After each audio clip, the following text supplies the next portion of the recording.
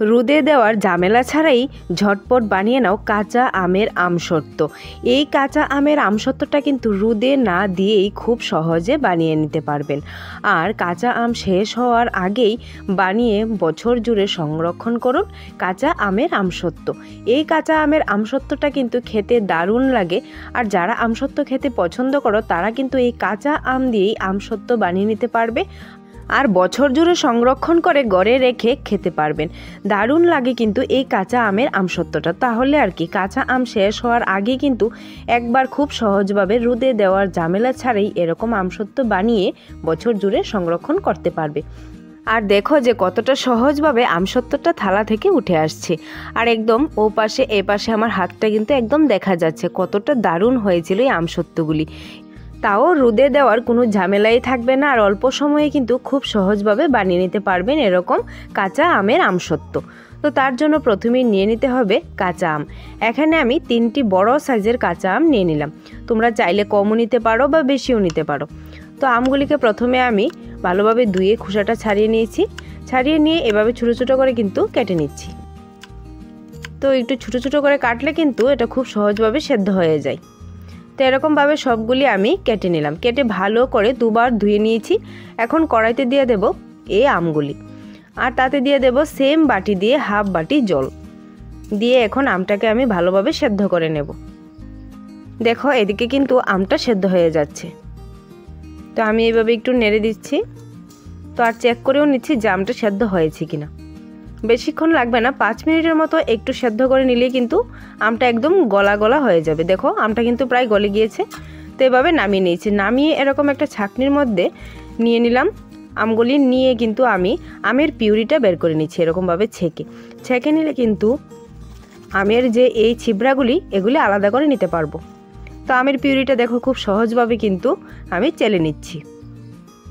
এখানে কিন্তু এতগুলি আমের পিউরি হয়েছিল আর দেখো দেখতে কতটা সুন্দর লাগছিল আর এটা কিন্তু অনেকটাই গাঢ় হয়েছিল। এখন আমি একটা কড়াইতে দিয়ে দেব 1.5 কাপের মতো চিনি। তো একটা কাপ মেপে আমি 1.5 কাপ চিনি দিয়ে দিয়েছি। দিয়ে লো হিটে এটাকে আমি হালকা জাল করে নিচ্ছি। দেখো সাইডগুলি কিন্তু একটু গলে গলে আসছে। করব আমি কি, চিনিটাকে কিন্তু ক্যারামেল বানাবো। ক্যারামেল বানালে কিন্তু আমসত্ত্বর কালারটা খুব সুন্দর আসে। আর এখানে কিন্তু চিনির পরিমাণটা নির্ভর করে কাঁচা আমের উপর। আমের পরিমাণটা যেমন হবে চিনিটা কিন্তু সেরকমই নিতে হবে, না হলে তো একটু টক হয়ে যাবে বেশি। যেহেতু কাঁচা আম টক তো একটু বেশি হবেই। তো আমি এভাবে কিন্তু চিনিটাকে কন্টিনিউ নাড়তে থাকবো। নেড়ে ক্যারামেলটা বানিয়ে নিচ্ছি। তো কন্টিনিউ কিন্তু মিডিয়াম হিটে নেড়ে ক্যারামেলটা তৈরি করতে হবে। আর এই আমসত্ত্বটা কিন্তু হবে টক ঝাল মিষ্টি, অনেকটাই কিন্তু টেস্টি হয়। দেখো ক্যারামেল কিন্তু রেডি। এভাবে দেখো আমি ক্যারামেলটা কিন্তু বানিয়ে নিলাম। আর ক্যারামেলটা দেখো দেখতে কতটা সুন্দর হয়েছিল। তো কড়াইটা আমার ছোট ছিল বলে অন্য একটা কড়াইতে আমি ক্যারামেলটা ট্রান্সফার করে নিলাম। আর তার মধ্যে দিয়ে দেব আমের পিউরিটা, দিয়ে ভালোভাবে ক্যারামেলের সাথে মিশিয়ে নেব। তো এইভাবে আমার মেশানো হয়ে গেছে। এখন তাতে দিয়ে দেব প্রায় 2 চামচের মতো লাল মরিচের গুঁড়া আর 1 চামচ দিয়ে দেব লবণ আর 2 চামচের মতো বিট লবণ। বিট লবণ দিলে কিন্তু এর স্বাদটা অনেকটা বেড়ে যায়। বিট লবণ আমাদের ঘরে হয়তো থাকে, যদি না থাকে একটু দোকান থেকে কিনে এনে দিয়ে দেবে, দিলে কিন্তু এর টেস্টটা অনেকটা ভালো আসে। যখন এরকমভাবে বলক আসবে 5 মিনিট জাল করে নিলে কিন্তু এরকম বলক আসবে। আর দেখো এটা কিন্তু অনেকটাই গাঢ় হয়ে গেছে, তখনই কিন্তু নামিয়ে নিতে হবে। তো এখন একটা থালার মধ্যে সরষের তেল ভালোভাবে মাখিয়ে নিয়ে তার মধ্যে দিয়ে দেব এই আমের পিউরিটা। দেখো এটা দেখতে কতটা সুন্দর হয়েছিল, কালারটা কিন্তু খুব দারুণ হয়েছিল। তো এইভাবে আমি থালাতে একটু সেট করে নিচ্ছি। অল্প অল্প করে পিউরি দিয়ে এরকমভাবে আমি সেট করে নিলাম। তো সেমভাবে কিন্তু আমি 2টো থালাতে নিয়েছি আর ছোটো একটা প্লেটের মধ্যে নিয়ে নিলাম। আমের পিউরিটা কিন্তু বেশি দেব না, মোটামুটি দেব যাতে এটা শুকিয়ে একদম ঠিক মতো হয়।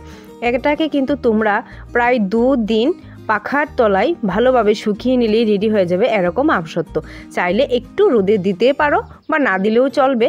এর দেখো কতটা সুন্দরভাবে কিন্তু 2 দিন পর আমি আমসত্ত্বটা উঠিয়ে তোমাদের দেখিয়ে দিচ্ছি যে থালা থেকে খুব সহজভাবে কিন্তু উঠে আসছে। তো দেখো রোদে দেওয়ার ঝামেলা ছাড়াই কিন্তু ঘরে পাখার তলায় 2 দিন রাখলেই এরকম আমসত্ত্ব রেডি হয়ে যাবে আর খুব সহজভাবে কিন্তু থালা থেকে উঠে আসবে। তারপর আমি একটা ছুরির সাহায্যে এভাবে কেটে নিলাম আমসত্ত্বগুলি। দেখো কতটা ভালো লাগছে, কালারটাও কিন্তু দারুণ হয়েছিল। আর এই আমসত্ত্বটা যদি কড়া রোদে একদিন ভালোভাবে শুকিয়ে নাও তাহলে কিন্তু ফ্রিজে রেখে প্রায় 1 বছর সংরক্ষণ করে খেতে পারবে। আর এই আমসত্ত্বটা বানানো কিন্তু খুব সহজে, দেখতেই তো পেরেছ যে রোদে না দিলেও কিন্তু চলবে। আর যদি রোদে না দাও তাহলে কিন্তু প্রায় 1 মাসের মতো এটা ঘরে রেখে খেতে পারবে। আর তোমরা দেখলে তো বুঝতেই পারছো যে কতটা সহজভাবে কিন্তু এই আমসত্ত্বগুলি থালা থেকে উঠে আসছে। তাহলে আর দেরি না করে কাঁচা আম শেষ হওয়ার আগেই বানিয়ে নাও এরকম কাঁচা আমের আমসত্ত্ব। আর দেখতে কিন্তু অনেকটা লোভনীয় লাগছে। আর এই আমসত্ত্বটা বানিয়ে বছর জুড়ে সংরক্ষণ করে খেতে পারবে। রোদে দিলেও পারো বা না দিলেও পারো, পাখার তলায় ভালোভাবে শুকিয়ে নিলে কিন্তু রেডি হয়ে যাবে এরকম দারুণ আমসত্ত্ব।